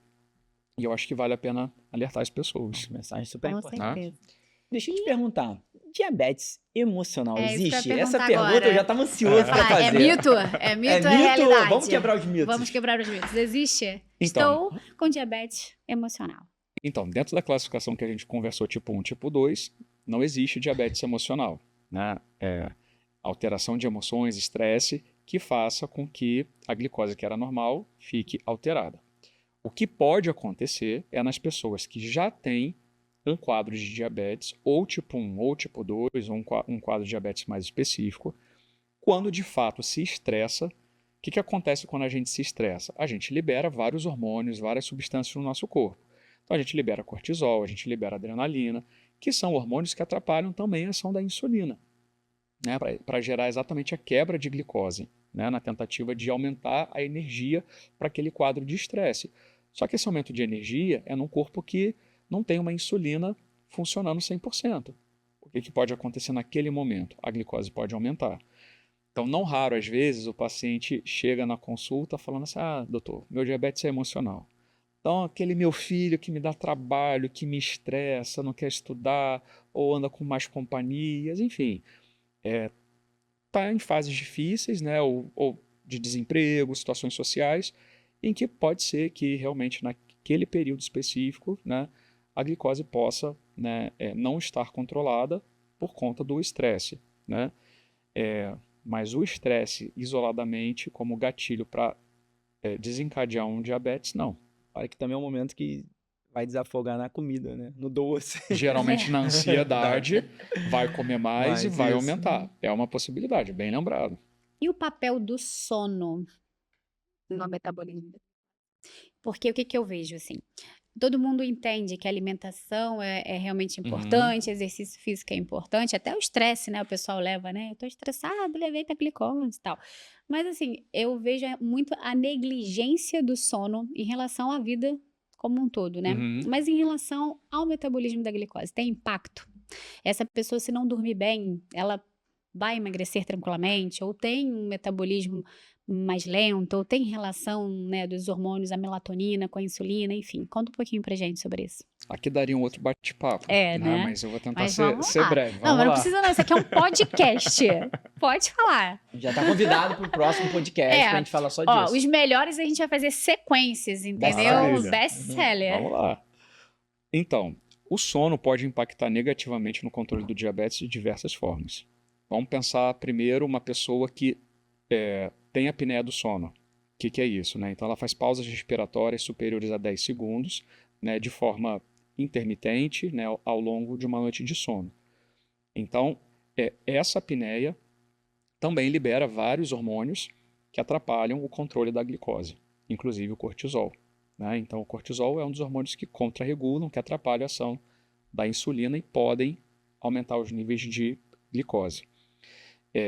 E aí, óbvio que a gente no acompanhamento sempre tem que estar atento, né, a fatores de risco que possam fazer a suspeição, né, daquela pessoa ter uma apneia ou não respirar adequadamente quando ela está dormindo. E aí só um parênteses, né, a circunferência de pescoço, né, a medida dessa circunferência, que é muito simples, basta você ter uma fita métrica e saber a técnica correta, pode, né, dar um direcionamento. Não é só roncar, as pessoas confundem, né? Ah, ronca, não ronca, né? Então, se não ronca, não tem apneia. Não, não é isso, né? E a circunferência de pescoço é muito por conta, né, do depósito de gordura, promovendo uma obstrução do fluxo de ar, né, quando a pessoa está dormindo. E também a parte, se tiver uma barriga muito aumentada, também faz, né, uma restrição da expansibilidade dos pulmões, né, uma restrição ventilatória. Uma outra questão é a privação do sono, aumentando a fome. Quem dorme menos de 6 horas por noite aumenta, em média por dia, 300 quilocalorias na sua fome. Ou seja, ela vai sentir mais fome. Não é uma regra, né, para todo mundo, mas a gente sabe que realmente o corpo ele tende a compensar dessa forma. E aí, se a gente fosse tentar justificar, é simples, né? A pessoa fica mais tempo acordada, gasta mais energia, e aí o corpo, para tentar contrabalancear, aumenta a fome para equilibrar esse abastecimento de energia.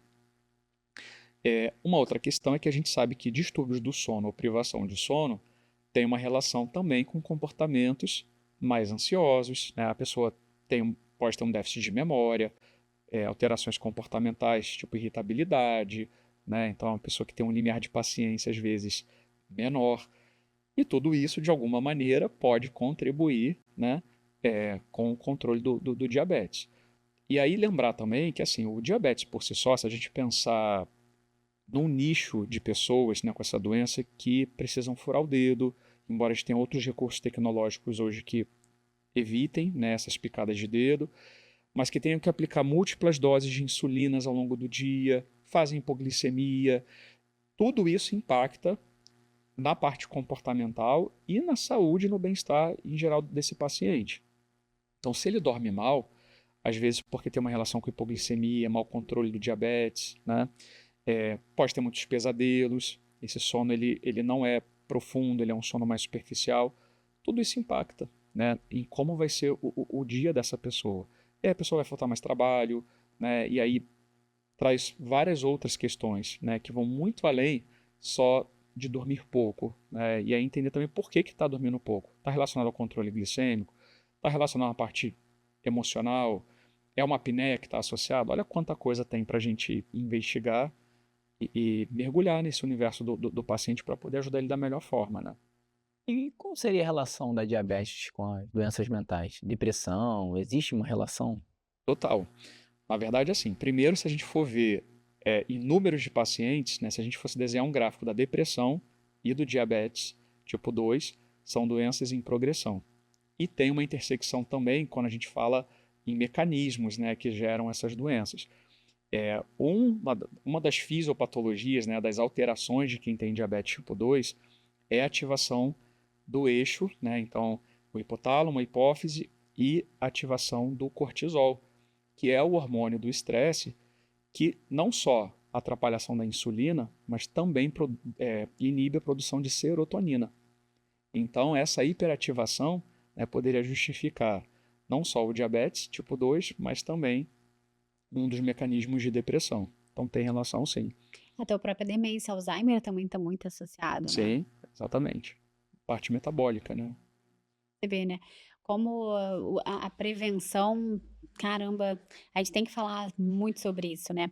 Mas esse paciente, por exemplo, que teve o diagnóstico de diabetes mesmo, meu filho agora tá aqui, ó, Aham. 2 vezes 126, hemoglobina glicada 6,5, é isso, é o que temos. Tem cura? Não, até o momento, a gente ainda não evoluiu ao ponto de falar que temos cura, mas tem essa palavrinha que eu acho bem bonita, eu gosto, remissão. Remissão. Ou seja, a gente consegue controlar sem medicação. A gente não pode dizer que essa pessoa não tem mais diabetes, mas é um diabetes que foi controlado e é possível fazer isso com estilo de vida. É claro que isso não é para todo mundo. Tempo de diabetes, geralmente o que os estudos mostram, né, e a prática também. Se é um diabetes com menos de 6 anos de evolução, ajuda, né, essa chance ser maior, a gente controlar. Se esse paciente, né, ele tinha níveis tocados, levemente alterados, né, não é um diabetes que se descontrolou de forma grave, não tem complicações associadas, né, que a gente sabe que tem as complicações nos rins, as complicações nos vasos, né, é um paciente que a gente consegue, né, geralmente, medicar por um período, né, a perda de peso. Se esse paciente está acima do peso, ele perde 15% do peso de início, a chance de remissão é mais de 85%. Caramba. Altíssimo. Então, hoje, Gente, viu? quando a gente fala em tratar diabetes tipo 2, eu acho que vale a pena destacar que é diabetes tipo Sim, 2, sim, né? sim. Lembrando que diabetes tipo 1 é Isso, autoimune, né? perfeito. Então não tem cura, Exatamente. mas também tem Tem remissão, né? controle. Tem Exatamente. controle. O diabetes tipo 2, não dá, se essa pessoa está acima do peso, não dá para você tratar o excesso de glicose dela sem olhar para o peso. Então, mais do que nunca hoje, a gente tem que ser muito intensivo, fazer uma abordagem realmente. Eu não gosto de usar a palavra agressiva, né, porque ela acaba sendo negativa. Mas a gente não pode dar Intensa. muita Ainda mais- bobeira para esse peso. A gente precisa tentar controlar esse paciente o mais brevemente possível. Porque qual era a ideia antigamente da ciência? O paciente chegava acima do peso. Então primeiro vamos mandar para um nutricionista, faz a dieta, começa a fazer atividade física. Se em 3 meses não perder peso, a gente pensa em medicar. Hoje, na verdade, né, a gente mudou completamente esse conceito. A gente faz uma abordagem mais intensiva, a gente precisa realmente fazer uma otimização dessa perda de peso o mais breve possível para controlar toda a parte metabólica desse paciente. E aí, o que é isso, parte metabólica? Então, se ele tem triglicerídeos aumentados, se ele tem gordura no fígado aumentada, se ele tem uma apneia do sono, eu preciso desinflamar esse paciente, eu preciso deixar ele metabolicamente mais funcional possível, que vai impactar, obviamente, nos níveis de glicose.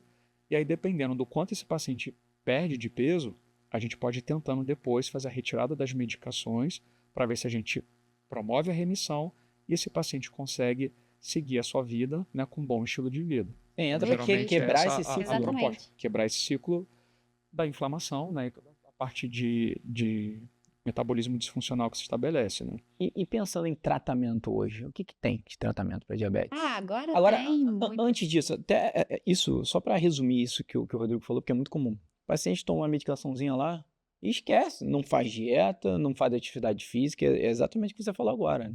Sim. É importante também, eu queria que você falasse das medicações também, obviamente, dos análogos de LP1, né? Porque, obviamente, que são drogas que estão aí para ajudar, devem ser feitos com orientação médica. Graças a Deus agora, Receita tem que ter de receita, retenção, né? sim. Graças a Deus, porque é um medicamento que foi o que você falou.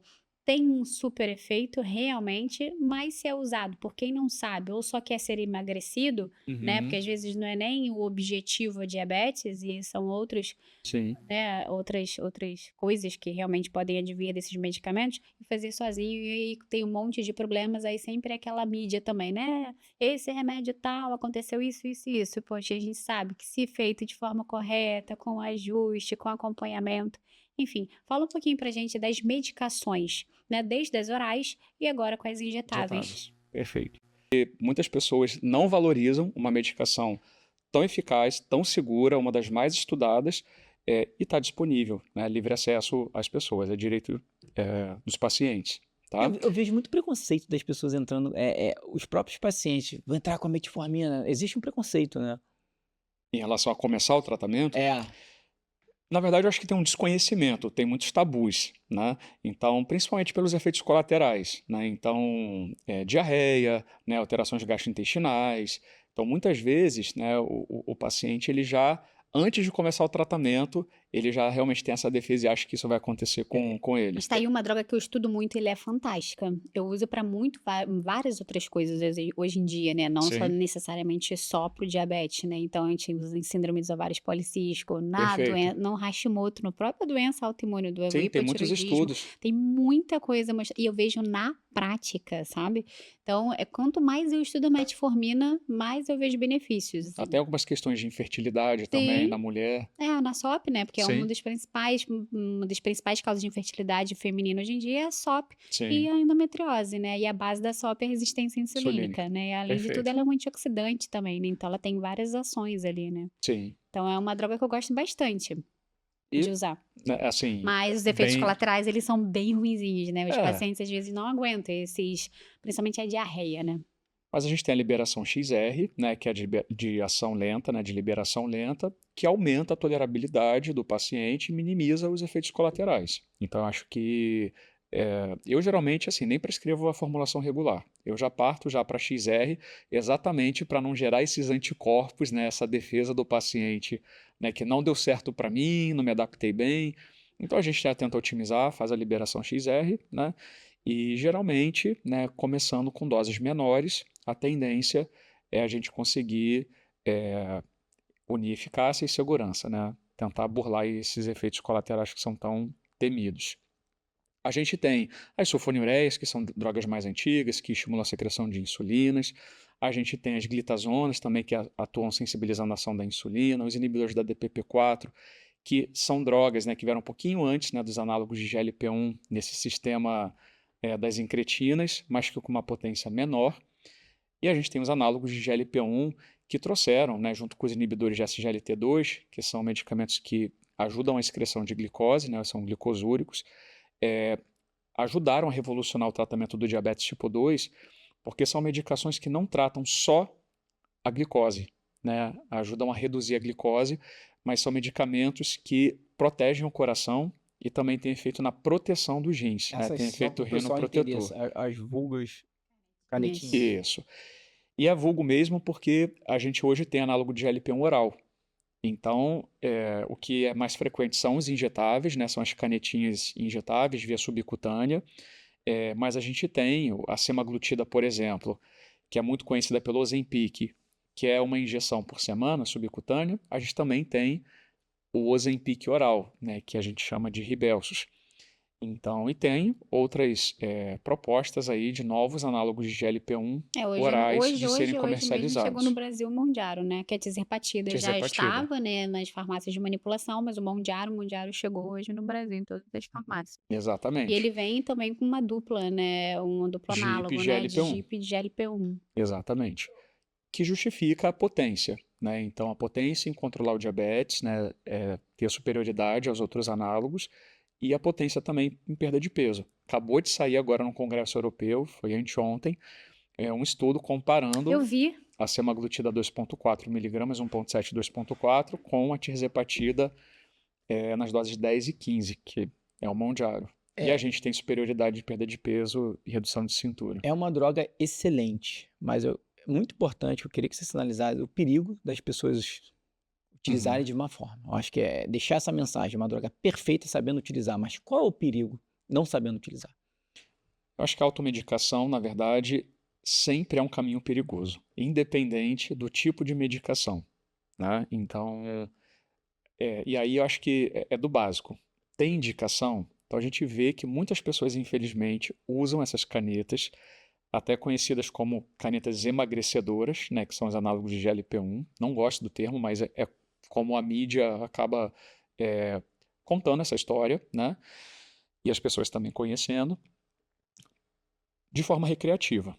Então as pessoas usam para perder 3 quilos, 4 quilos, né? Então voltaram de férias um pouquinho acima do peso, né? E não tem excesso de peso, na verdade saíram do peso basal e a gente começa a perceber, né, uma febre, né? Então um uso banalizado, corriqueiro, as pessoas querendo às vezes emagrecer para o carnaval, né? E aí não é o uso para tratar uma doença, que é seríssima, né? Então sobrepeso em combinação com hipertensão arterial, pré-diabetes, apneia, colesterol aumentado, indicação.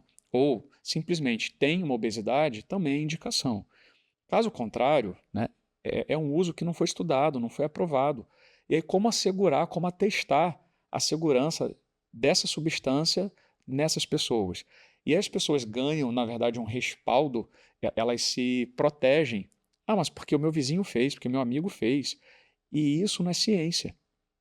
Isso, na verdade, né, é o pensamento mais, na verdade, inconsequente, né, que uma pessoa pode ter em relação a essa escolha sobre a saúde dela. Ela não vai saber, né, nem sobre o efeito, nem sobre a segurança dessa substância no corpo dela. E qual é o médico que vai se responsabilizar de raciocinar, de construir um raciocínio clínico sobre algo que possa dar errado?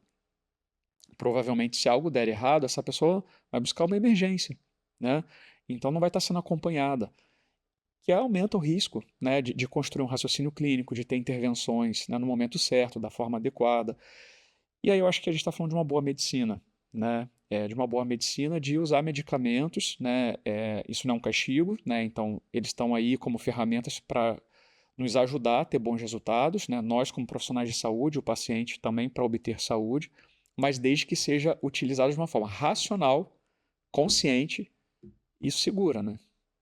Perfeito. E quais são os problemas de saúde de uma diabetes não controlada, não tratada? Diabetes, independente do tipo, glicose sobrando no sangue a médio e longo prazo, e aí geralmente está falando de mais de 5, 10 anos de doença, né, com descontrole, a gente tem complicações que a gente chama de micro e macrovasculares. Então, dos pequenos vasos do nosso corpo e dos grandes vasos. Microvasculares, a gente está falando de alterações relacionadas aos vasos da nossa retina. Em última instância, a pessoa pode ficar cega. A gente está falando também de alterações dos nossos nervos periféricos, né? Então, seria a neuropatia diabética, que é conhecida tecnicamente. Então, a pessoa pode ter muita dor, a pessoa pode perder sensibilidade. Essa perda de sensibilidade, por exemplo, classicamente, a gente vê às vezes a pessoa começando com uma feridinha, né? Numa unha encravada, numa cutícula que foi mal tirada e acaba gerando ali uma lesãozinha, uma porta de entrada, uma ferida que cicatriza mal. Isso muitas vezes pode evoluir, né, se a pessoa não tiver os devidos cuidados, para o famoso pé diabético, né, e às vezes até amputação.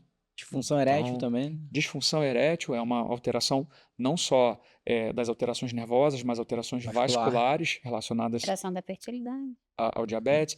Fertilidade também anda muito de mãos dadas, né, com diabetes. Também tem a história do hipogonadismo, que a gente já comentou, baixos níveis de testosterona relacionados também à descompensação da doença. A gente pode ter alterações renais, então muitas vezes, né, a gente vê, né, os rins, né, da pessoa com diabetes que não está conseguindo o controle, perdendo, né, a sua função, e os medicamentos podem ajudar, mas em última instância, às vezes uma pessoa vai ter que fazer diálise, né, fazer uma hemodiálise, porque perdeu a função renal.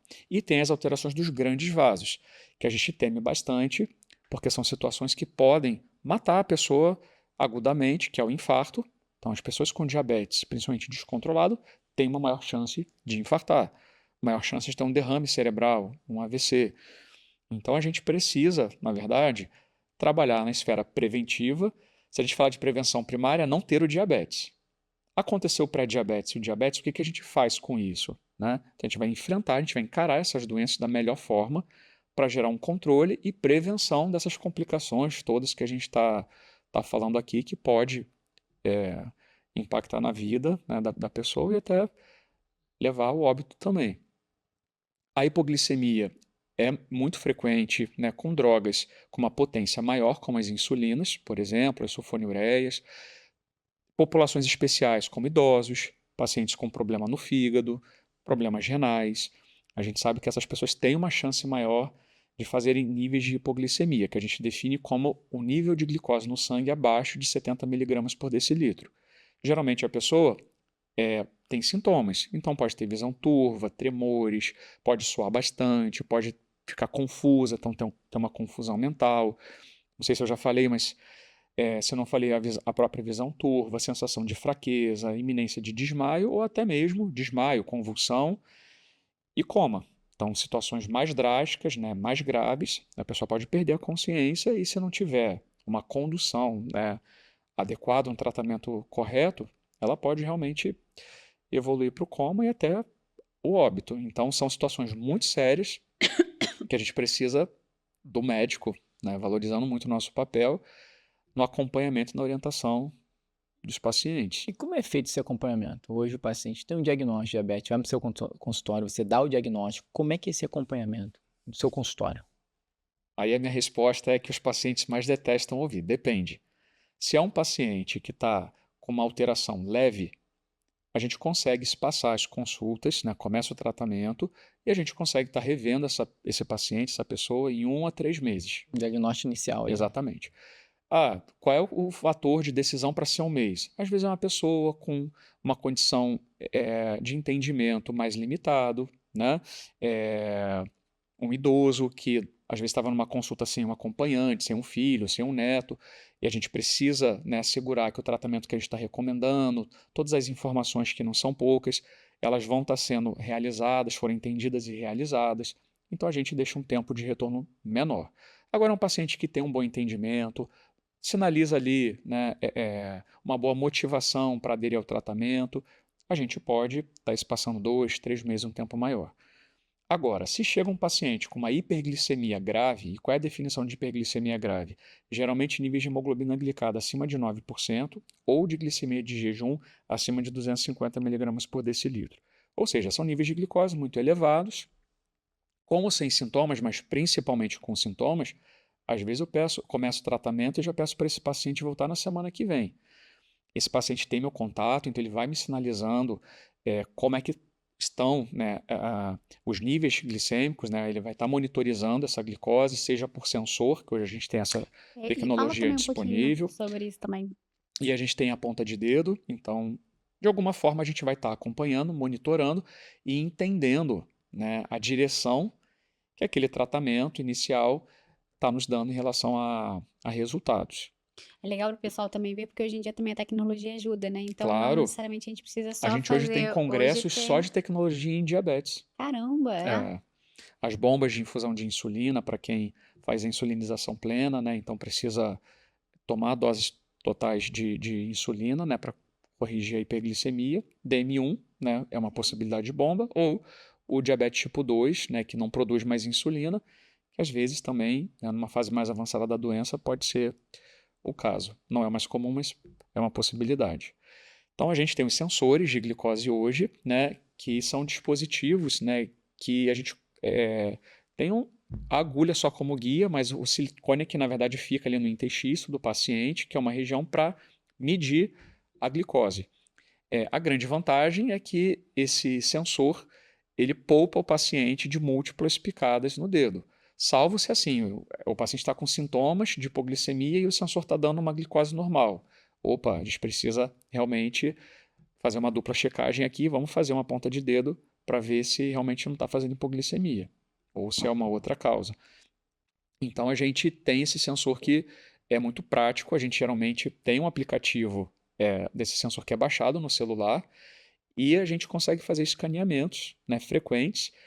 E pensando nas crianças que têm diabetes, o celular dessa criança consegue ficar sincronizado, né? O sensor dessa criança consegue ficar sincronizado com o aparelho dos pais. Então essa criança pode estar na escola e o pai, a mãe, o responsável, o cuidador, consegue estar acompanhando como é que está a glicose dessa criança.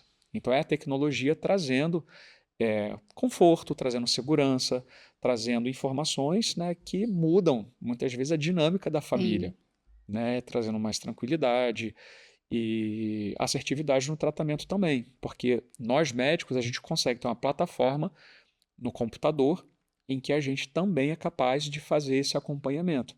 A gente não precisa ficar mandando mensagem para o paciente, e-mail, para que ele mande um relatório com as glicemias. A gente também ele consegue compartilhar esses valores, né, os resultados das glicemias, e a gente tem a oportunidade, às vezes, de mudar a conduta. Olha, eu falei para você voltar em 2 semanas, mas estou percebendo que essa glicose não está evoluindo do jeito que a gente esperava, volta antes. Então a gente começa a ter uma assertividade e intervenções ali no tempo mais oportuno, mais correto. Maravilha. Maravilha, maravilha. O que eu queria que você deixasse uma mensagem, porque eu vejo muitos pacientes quando a gente, ou seja, dá o diagnóstico ou quando você já entra com a medicação, até hoje em dia me parece que ainda é uma mensagem assim, caramba, É uma sentença. uma sentença, exatamente isso. E eu queria que você deixasse uma mensagem para esses pacientes, caramba, a gente vai ter que começar um tratamento, uma medicação e um acompanhamento. Maravilha. Primeiro vamos um passo atrás, que eu acho que é dizer que o diabetes tipo 2 tem prevenção. Então, eu acho que o primeiro passo é não deixar acontecer. Mas se acontecer, a gente hoje tem inúmeras ferramentas, sejam elas em relação à mudança do estilo de vida, sejam elas relacionadas ao tratamento medicamentoso e tecnológico, que fazem com que essa doença ela realmente seja manejada de uma forma mais leve, mais assertiva e que a gente tenha bons resultados, conseguindo assegurar qualidade de vida, longevidade e bem-estar para essas pessoas. Agora, realmente, sozinhas, se autotratando ou um tratamento irregular, são barreiras que a gente realmente vê na prática que podem acabar desfavorecendo a saúde dessas pessoas. Olhar a medicação como aliada. Exatamente, E e não como um castigo. Um castigo. E geralmente esse ponto é muito interessante, porque o paciente fala assim: você está querendo me dizer que eu vou tomar essa medicação para o resto da minha vida?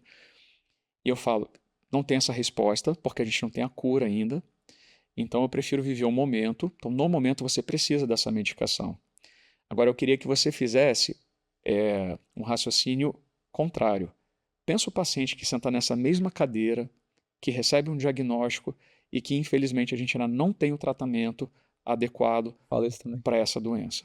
Então, a gente precisa valorizar a ciência, valorizar as evoluções, as descobertas e usar a nosso favor, que aí eu acho que é o pensamento positivo também, né? Da gente ser mais resolutivo e não jogar contra si próprio, né? Que às vezes acontece. Eu aprendi isso, sabe com quem? Com a minha mãe. Minha mãe teve câncer de mama, ela ia pra químio e, cara, todo mundo apavorado. Ela, na época, era, como é que botava o CD? Era Discman, né? Ela botava e ela, cara, rezava, meditava sobre aquilo ali que, cara, a químio veio para me salvar. E ela ajudava as mulheres que faziam químio na época e foi algo que passou muito tranquilo lá em casa. Aceitação e isso veio para o meu bem. positividade, né? Aceitação e positividade, que eu acho que são 2 pilares muito importantes num processo de doença crônica, principalmente, ou de doenças que remetem de alguma forma à morte, né? O medo de morrer. Sensacional. Muito bom, maravilhoso. Muito obrigada, foi muito bom. Nem senti o tempo passar, viu? Caramba, muito. Deixar vai ficar até amanhã. Vai. Assunto é o que não falta. É o que não mesmo. falta. Eu tô falando, os melhores a gente o vai segundo fazer, episódio né, do Dr. Rodrigo, não? Segundo Best-seller. episódio. Vamos lá. Obesidade, olha só, tem tanta coisa pra Obesidade falar legal, né? Fala um pra tema gente quente. o seu arroba do Instagram. É @rodrigomendes.endócrino. Vai aparecer aqui pra vocês. Sigam o Dr. Rodrigo Mendes. Você abre Todos caixinha, bem-vindos. Abro caixinha de perguntas. responde direct, ou seja, se o respondo. pessoal aqui ficou com alguma dúvida, se quiser Pode mandar. conversar Ainda com faz você. comida? Tinha uma época que você fazia comida lá. Sim. Não tô tendo mais tempo, Eu mas lembro. No antigo. faço. Na verdade, eu resgatei o perfil antigo, Ah, né? conseguiu resgatar. Sim, Tá. tá lá. Tem os vídeos, as comidinhas funcionais, as receitas funcionais. Faço, mas não tenho tempo de filmar, de editar, de Tá bom, postar. Se quiser marcar um acompanhar o jantar feito por você lifestyle pra gente ir dele lá lá comer. também, tá lá, né? Tá lá o E se lifestyle. quiser qualquer coisa, qualquer pergunta, responde caixinha, vai no Sim, direct, tá sempre ativo lá no Instagram, né? Tem sim. algum curso, alguém para profissional médico? Tem algum curso digital? Eu tenho uma preceptoria médica, Ah, né, que na minha legal. Fala clínica. pra gente como é que é. Essa preceptoria médica, na verdade, está direcionada para alunos de medicina e médicos que desejam aprimorar não só a parte de humanização, gerenciamento de consultório, mas aprender também sobre o manejo clínico dos pacientes. Então, vai além do foco na endocrinologia. Afinal de contas, o paciente endocrinológico, ele tem muito de todo esse contexto de estilo de vida que a gente falou assim, Sim. desde quantidade de água que bebe, funcionamento de intestino, padrão do sono, atividade física, suplementação, enfim, e por aí vai. E tem uma avaliação, na verdade, clínica, né, como um todo, bastante abrangente, e aí eu tenho a oportunidade, né, de fazer discussões, né, dos casos que são atendidos, né, o preceptorando ele vai acompanhando esses atendimentos e a gente vai fazendo discussão de diagnóstico diferencial, tratamentos possíveis, como é que seria no Sistema Único de Saúde, como é que é no sistema privado, né, para fazer essa preparação, né, em qualquer dos universos, né? Maravilha. Ou seja, Então, fica mais uma dica para os profissionais de saúde que estão nos assistindo. Aprender com o Dr. Rodrigo Mendes. maravilha.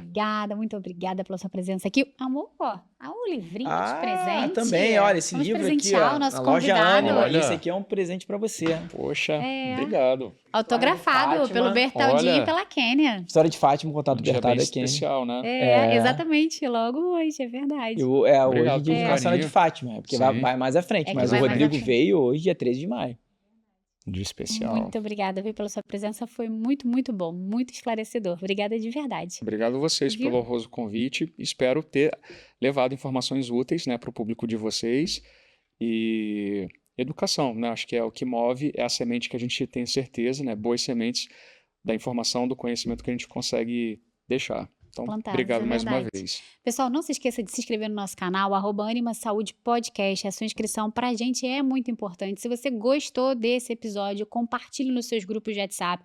Compartilhe, comente, porque a gente vai ler seu comentário, curta e siga Ativa o todas sininho. as... Exatamente, siga também todas as nossas outras redes, né? Spotify, Amazon Prime, Deezer. E é É isso, isso. né? Ou seja, vocês não tem desculpa pra ver a gente. Ou vê ou escuta na academia, porque agora o Diogo tá pô, bom desses. demais. Bota né na não? academia, vai escutando. Exatamente. Aula do Dr. Rodrigo e encaminho.